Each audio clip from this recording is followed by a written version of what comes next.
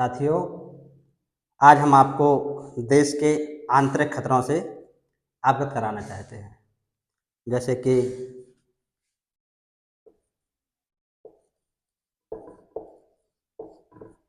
देश के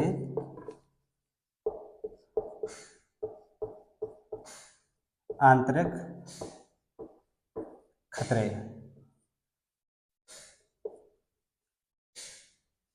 सबसे पहले मनुवाद।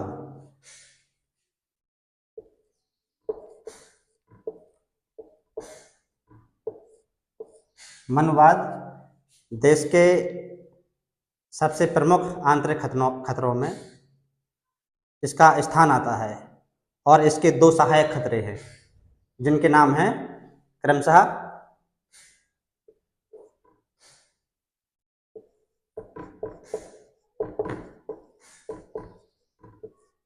सामंतवाद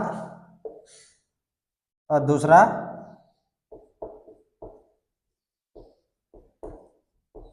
पूंजीवाद। मनुवाद और इसके दो सहायक खतरे सामंतवाद और पूंजीवाद, जिससे देश की आंतरिक स्थिति को बहुत ज़्यादा नुकसान होता है। जैसे कि आज के समय में हाल की घटनाओं में मनुवाद के मैं कुछ ऐसे उदाहरण आपको दे रहा हूँ, जिससे आप लोगों को समझ जाना चाहिए कि ये देश के लिए कितना गंभीर मामला है। कौशाम्बी की पीड़िता बेटी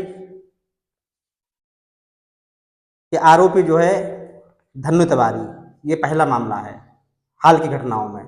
दूसरा मामला नौगांव छतरपुर बेलहरी गांव के जो है पंकज प्रजापति की हत्या का मामला, जिसमें आरोपी प्रवीण पटेरिया।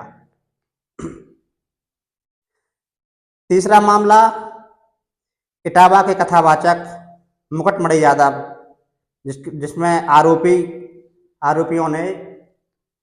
ब्राह्मणों ने का जो पूरा गांव है, पूरे गांव ने जो है मुकुटमणि यादव के साथ जो है कथावाचक के साथ दुर्भावना पूर्वक व्यवहार किया, पेशाब छिड़का उसके ऊपर, मारपीट की, बाल मुड़वाए और चोटी भी काट दी। इतना जघन्य अपराध इस मनुवादी सोच के कारण इस देश का आंतरिक खतरे के समक्ष आप लोगों को जानना चाहिए, समझना चाहिए। जैसे इसी से मिलता जुलता एक उदाहरण पिछले वर्ष मध्य प्रदेश के सीधे जिला है जो है, उसमें एक आदिवासी युवक के चेहरे पर प्रवेश शुक्ला नामक व्यक्ति ने पेशाब कर दी थी। तो ये हालिया मनुवाद के कुछ उदाहरण हैं, जिससे आप सभी को अवगत कराने का मैं अपना फर्ज समझता हूँ। इसका दूसरा चेहरा है, मनुवाद के बाद दूसरा चेहरा है इसका, दूसरी बैसाखी जो है सामंतवाद। सामंतवाद के जो सामंतवाद का चेहरा है उसको मैं उजागर करना चाहता हूँ। जैसे कि अभी बदायूं जिला है जो है उत्तर प्रदेश में, तो बदायूं जिले में कर्तव्य पटेल की जो हत्या की गई, उस हत्या का आरोपी शौर्य ठाकुर, ये मनुवाद का ही दूसरा रूप है, जिसको सामंतवाद के रूप में जाना जाता है। इसी का एक उदाहरण है झांसी में दीपक पाल एवं उनकी पत्नी की स्कॉर्पियो से टक्कर मारकर हत्या का प्रयास। ये दूसरा उदाहरण है, जिसमें आरोपी ठाकुर जाति से है और वर्तमान में गांव का प्रधान भी है, जो कि एक दबंग प्रधान के रूप में आज कई वर्ष।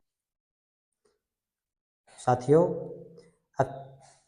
मनुवाद की पहली बैसाखी सामंतवाद और दूसरी बैसाखी पूंजीवाद, ये इसके सहायक हैं। पहला सहायक, दूसरा सहायक। अब इस पूंजीवाद के बारे में बात करते हैं कि पूंजीवाद असल में क्या है। जैसे देश के संवैधानिक संस्थानों का निजीकरण करना, ये पूंजीवाद के अंतर्गत आता है, जिससे कि सरकारी संवैधानिक संस्थानों को निजी हाथों में दे देना, पूंजीवादी लोगों के हाथों में दे देना। दूसरा,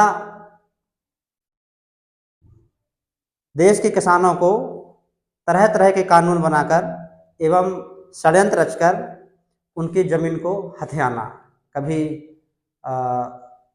3 कृषि कानून बना दिए जाते हैं, उस तरह से जमीनों को छीनने का प्रयास किया जाता है।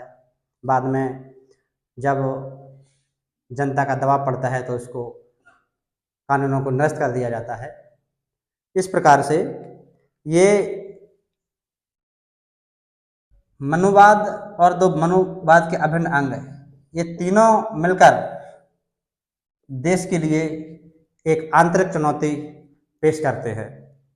साथियों, ये वही मनुवाद है जो ग्वालियर हाई कोर्ट में बाबा साहब अम्बेडकर के प्रतीक को स्थापित नहीं होने देना चाहते हैं। मेरे बहुजन साथियों, मानवर कांशीराम साहब अपने कैडरों में समझाया करते थे कि मनुवादी डंडे से मारे गए, सताए गए, पछाड़े गए एवं गिराए गए लोगों को, वे तमाम जातियों को एक टाट दरी पर बैठना चाहिए। जब एक दरी पर, एक टाट पर बैठेंगे तब पता चलेगा कि अगर एक शेड्यूल कास्ट बरादरी के लोग मनुवादी डंडे से 10 लाठियां खाए हैं, तो बात करने पर पता चलेगा कि पिछड़े वर्ग के तमाम जातियों के लोग भी 3 से 5 मनुवादी लाठी से कम मार नहीं खाए हैं। इसलिए मनुवादियों की लाठी से मारे गए, सताए गए, पछाड़े गए, गिराए गए सारे लोगों को एक दरी टाट पर बैठकर अपनी बेहतर राजनीति के विषय में मंथन करना चाहिए।